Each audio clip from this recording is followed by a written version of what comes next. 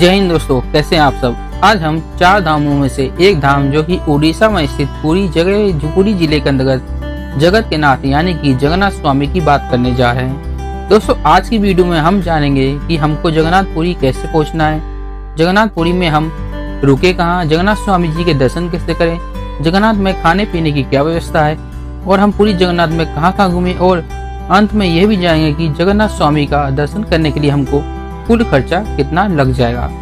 तो दोस्तों बने रहिए हमारी वीडियो में, जिससे आपको जगन्नाथ स्वामी के दर्शन करने के लिए काफी सहूलियत मिले। सबसे पहले बात करते हैं कि हमें जगन्नाथ कैसे पहुंचे। दोस्तों जगन्नाथ पहुंचने के लिए आपके पास 2 ऑप्शन है। पहला ऑप्शन यह है कि आपका माध्यम बाय ट्रेन है, तो जो नियरेस्ट स्टेशन है वो है पुरी। दोस्तों आप पुरी तक पहुंच सकते हैं। पुरी के लिए आपको अपनी राज्य से डायरेक्ट ट्रेन मिल जाएगी, क्योंकि पुरी से ट्रेन की कनेक्टिविटी अलग अलग राज्य तक जुड़ी हुई है। और अगर नहीं मिलती है तो आप भुवनेश्वर आ सकते हैं। भुवनेश्वर से पुरी तक पहुंच सकते हैं बाय रोड, या फिर आप ट्रेन चेंज करके भी पहुंच सकते हैं। भुवनेश्वर जो पुरी की दूरी है वो आपका लगभग 60 किलोमीटर पड़ जाएगा। और दूसरे ऑप्शन की बात करूं दोस्तों, वो है आपका फ्लाइट। अगर आपका ऑप्शन फ्लाइट है और आना चाहते हैं तो नियरेस्ट एयरपोर्ट है जो है आपका भुवनेश्वर एयरपोर्ट। और भुवनेश्वर से पुरी आए आप बाय रोड आ सकते हैं, चाहे तो आप बस स्टैंड जाकर बस से आ सकते हैं। बस वाला आपसे 80 रुपए एक टिकट का कॉस्ट लेगा और आपको पुरी पहुंचा देगा, और यह आपको लगभग 2 घंटे लगेंगे और आप पुरी पहुंच जाएंगे। चलिए दोस्तों हम पुरी पहुंच चुके हैं। अब हम बात करते हैं कि हम पुरी में रुके कहाँ। दोस्तों पुरी रेलवे स्टेशन से जो मंदिर है आपका, जिसकी दूरी है वो है आपका 2 किलोमीटर है, और आप रेलवे स्टेशन से ऑटो पकड़कर मंदिर परिसर तक जा सकते हैं।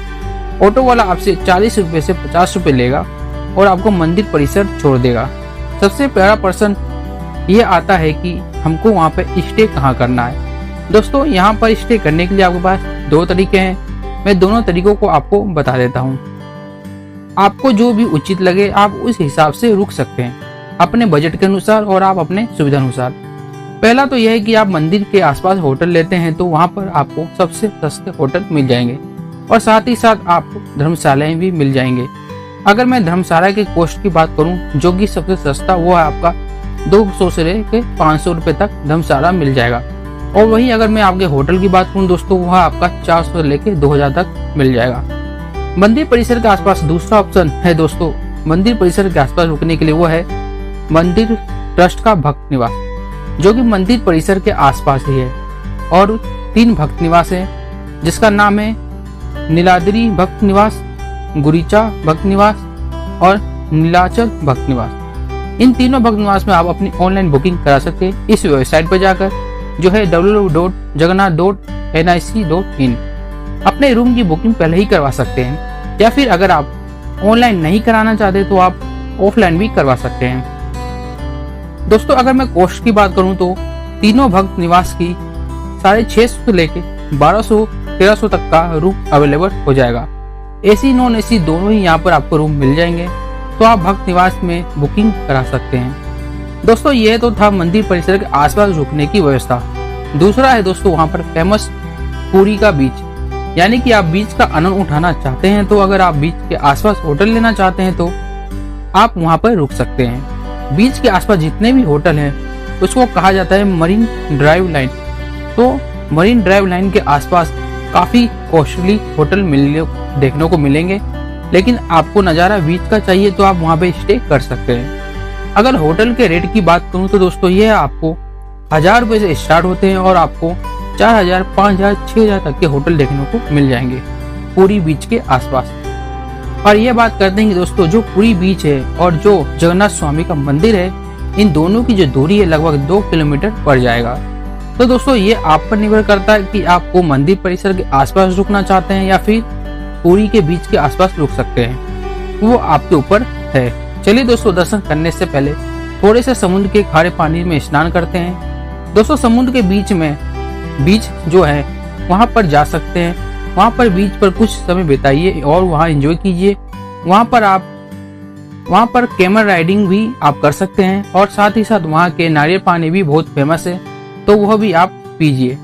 और दोस्तों पुरी के बीच का सनराइज और सनसेट काफी शानदार होता है। फोटोशूट के पर्पज से काफी आपको शानदार दृश्य देखने को मिलेगा।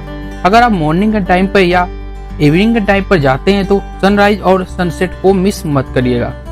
दोस्तों ध्यान रखिएगा, पुरी के बीच की जो लहर है काफी ज्यादा होती है, ज्यादा गहराई तक मत जाइए क्योंकि दुर्घटना होने से ज्यादा समय नहीं लगेगा।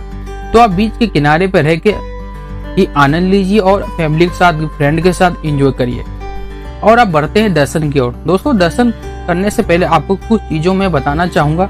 सबसे पहली चीज ये है कि वहाँ पर आपको मोबाइल कैमरा अलाउड नहीं है। और दोस्तों मंदिर परिसर के गेट के बाहर बने हुए काउंटर और आप वहाँ पर मोबाइल कैमरा रख दीजिए। मोबाइल कैमरे और आपको टोकन दे देंगे, वह टोकन आप अपने पास रखें और दर्शन करने के बाद आप अपना मोबाइल और कैमरा टोकन दिखाकर ले सकते हैं। दूसरी चीज ये है कि दोस्तों वहाँ पर जूते चप्पल के भी काउंटर मिलेंगे, तो आप अपने जूते चप्पल के काउंटर पर दे दीजिए और आप मंदिर परिसर के अंदर प्रवेश कीजिए। दोस्तों मंदिर परिसर में टोटल 4 गेट हैं। चारों दिशाओं में आपको चारों गेट मिलेंगे, लेकिन हम प्रवेश करेंगे मुख्य द्वार से, जिसको कहा जाता है सिंह द्वार। दोस्तों मंदिर परिसर में हम प्रवेश करते हैं सिंह द्वार से और हम जय श्री कृष्णा का नारा लगाते हुए हम मंदिर परिसर के अंदर प्रवेश करते हैं।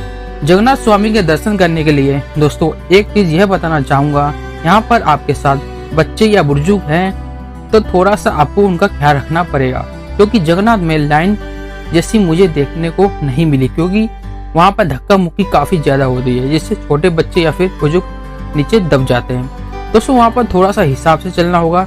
दोस्तों लाइन में लगी है, आपको ज्यादा समय नहीं लगेगा, आपको लगभग 1 घंटे के आसपास जगन्नाथ स्वामी के दर्शन हो जाएंगे। जगन्नाथ स्वामी दर्शन करिए और आपके सामने श्री कृष्ण जगन्नाथ, उनके बड़े भाई बलभद्र और उनकी बहन सुभद्रा है, तीनों के दर्शन करिए और अपनी मनोकामना मांगिए। और अब हम मंदिर परिसर के बाहर आते हैं। दोस्तों मंदिर परिसर के अंदर और भी छोटे छोटे मंदिर है, तो आप उनके भी दर्शन कर सकते हैं, जो कि विश्वनाथ मंदिर, गोपीनाथ मंदिर, लक्ष्मी मंदिर, बिमला मंदिर, इन सारे मंदिर के भी दर्शन करिए। दोस्तों दर्शन करने के बाद हमको जाना है महारसोई में। दोस्तों जगन्नाथ मंदिर में आपको 5 रुपए का टोकन काटवाना होगा महारसोई देखने के लिए, जहाँ पर जगन्नाथ स्वामी के 56 प्रकार के भोग लगाए जाते हैं, 56 प्रकार के व्यंजन बनते हैं। तो वहाँ रसोई में जाइए, आपका रसोई के अंदर प्रवेश करने नहीं दिया जाएगा, लेकिन आप उसके बाउंड्री में से आप झाँक कर रसोई देख सकते हैं। किस तरीके से वहाँ पर हांडी में पकवान बनाए जाते हैं, व्यंजन बनाए जाते हैं और प्रभु श्री कृष्ण जगन्नाथ जी को भोग लगाने के बाद भी ये प्रसाद वितरण भी होता है। वितरण कहाँ होता है दोस्तों इसकी बात कर लेते हैं। दोस्तों आप मंदिर परिसर में जब आप प्रवेश रहेंगे, उसके बाई साइड में एक है आनंद बाजार। दोस्तों आनंद बाजार यानी कि एक प्रकार से बाजार है जहाँ 56 भोग लगे होते हैं। प्रभु श्री कृष्ण जगन्नाथ स्वामी को वही प्रसाद यहाँ पर वितरण होता है और आप यहाँ से हांडी ले सकते हैं। हांडी में यह पकवान बनाए जाते हैं, तो आप हांडी यहाँ खरीद लीजिए। आपकी जितनी फैमिली मेंबर है उसके हिसाब से छोटी बड़ी हर प्रकार की आपको हांडी मिलेगी। हांडी खरीद लीजिए, वहाँ पर प्रसाद जरूर ग्रहण कीजिएगा। काफी स्वादिष्ट वहाँ का भोजन रहता है। इस हांडी के भोजन का स्वाद आप शायद ही कभी लिए होंगे। दोस्तों यहाँ पर अलग अलग रेट हैं, 100 रुपये, 150 रुपये, 200 रुपये। तो आप जितनी भी फैमिली है मेंबर हैं उस हिसाब से वहाँ पर उस साइज का हांडी ले लीजिए और आप प्रसाद ग्रहण करके सकते हैं। चलिए दोस्तों अब बात करते हैं हमको जगन्नाथ मंदिर कब आना चाहिए। दोस्तों जगन्नाथ मंदिर बेसिकली आपको आना तो चाहिए विंटर के टाइम पर, क्योंकि विंटर के टाइम पर वहाँ पर आपको भीड़ भी कम होती है और साथ ही साथ वहाँ का क्लाइमेट भी आपको काफी अच्छा लगता है। अदरवाइज आप गर्मी में भी आते हैं तो वहाँ पर ह्यूमिडिटी काफी ज्यादा हो जाती है, क्योंकि वहाँ पर समुद्र के कारण वहाँ पर नमी बहुत ज्यादा हो जाती है, जिससे आपको गर्मी का आभास काफी ज्यादा होता है। और जिस चीज की है अगर आप और चीज है यहाँ की, अगर आप आषाढ़ महीने में आते हैं तो वहाँ पर आपको जगन्नाथ स्वामी जी का भो रथ यात्रा होती है, जो कि लाखों श्रद्धालु सम्मिलित होकर रथ यात्रा देखने को पहुँचते हैं। अगर आप आषाढ़ महीने में आते हैं तो आपको रथ यात्रा देखने को मिलेगा। चलिए दोस्तों इसी के साथ यह बात कर लेते हैं कि हमको जगन्नाथ स्वामी के दर्शन करने के लिए कितने दिन का ट्रिप बनाना चाहिए। दोस्तों अगर आप 3 दिन का ट्रिप बनाते हैं तो आपके लिए बहुत बढ़िया है जगन्नाथ स्वामी के दर्शन करने के लिए, और साथ ही साथ वहाँ के जितने भी लोकेशन हैं उन सबको घूमने के लिए। तो आप 3 दिन का ट्रिप जरूर बनाइए। जगन्नाथ स्वामी के दर्शन करने के लिए। अब बात करते हैं हमको जगन्नाथ स्वामी में और कहाँ कहाँ घूमना है, कौन कौन से लोकेशन को कवर करना है। चलिए दोस्तों, पहले शाम की बात करते तो वहाँ पर आपका चंद्रभागा बीच। दोस्तों इस बीच पर आपको एडवेंचर एक्टिविटी देखने को मिलेंगे। अगर आप उसमें रुचि रखते हैं तो एडवेंचर एक्टिविटी भी आप कर सकते हैं। दूसरा स्थान है वो आपका है कोणार्क टेम्पल, यानी कि सूर्य मंदिर भी उसको कहा जाता है। दोस्तों यह मंदिर भी 13वीं शताब्दी का भी है और यहाँ की नक्काशी प्राचीन पत्थरों पर की गई है, वो काफी ज्यादा प्रसिद्ध है। तो यहाँ पर आप आकर कोणार्क मंदिर एक बार जरूर दृश्य देखिएगा, आपको काफी नए नए चीज देखने को मिलेंगी। यहाँ का कोणार्क चक्र भी काफी ज्यादा प्रसिद्ध है। आगे बात करते हैं दोस्तों, यह है भुवनेश्वर का लिंगराज मंदिर। दोस्तों भुवनेश्वर में लिंगराज मंदिर है जो शिव जी का मंदिर है। यहाँ पर मोबाइल कैमरा अलाउड नहीं है। आप मंदिर परिसर के बाहर ही रख दीजिए, काउंटर बने हुए हैं और भोलेनाथ के दर्शन कीजिए। ओम नमः शिवाय का जाप करते हुए हम बढ़ते हैं अगले स्थान की तरफ, वो है आपका उदयगिरी हिल्स। दोस्तों उदयगिरी हिल्स में आपको एक गार्डन देखने को मिलेगा। यहाँ की जो ब्यूटी है, यहाँ का जो नेचर है, काफी ज्यादा अच्छा लगेगा। तो एक बार यहाँ पर जरूर आइए। यहाँ पर आपको पुराने गुफाएं भी देखने को मिलेंगे, गुफा भी देख सकते हैं। यहाँ पर भी जाकर आप अपना कुछ समय व्यतीत कीजिए। चलिए दोस्तों अगले स्थान की तरफ, जो है आपका नंदनकानन, जो कि भारत का सेकंड लार्जेस्ट जू कहलाता है। दोस्तों नंदनकानन में आपको ढेर सारे पशु पंछियां देखने को मिल जाएंगे। नंदनकानन प्रसिद्ध है आपके व्हाइट टाइगर के लिए। व्हाइट टाइगर यहाँ का सबसे प्रसिद्ध है। यहाँ पर ढेर सारे व्हाइट टाइगर आपको देखने को मिलेंगे, लोइस देखने को मिल जाएंगे। और यहाँ पर आप साथ ही साथ टॉय ट्रेन का भी आनंद उठा सकते हैं और अन्य जीव जंतु को भी आपको भारी मात्रा में देखने को मिल जाएंगे। तो दोस्तों अब आप नंदनकानन में 2 से 3 घंटा जरूर बिताइए, काफी ज्यादा पसंद आएगा। हालांकि आप 2 से 3 घंटा पूरे नंदनकानन को घूम नहीं पाएंगे क्योंकि काफी बड़ा जू है, लेकिन मेन चीजों को आप 2 से 3 घंटों में आप कवर जरूर कर पाएंगे। इसलिए चलिए दोस्तों अगले स्थान और अंतिम स्थान की बात कर लेते हैं, वो है आपका चिल्का झील, जिसको चिल्का लेक भी कहते हैं। दोस्तों चिल्का लेक आने के लिए आपको अलग से गाड़ी करनी पड़ेगी।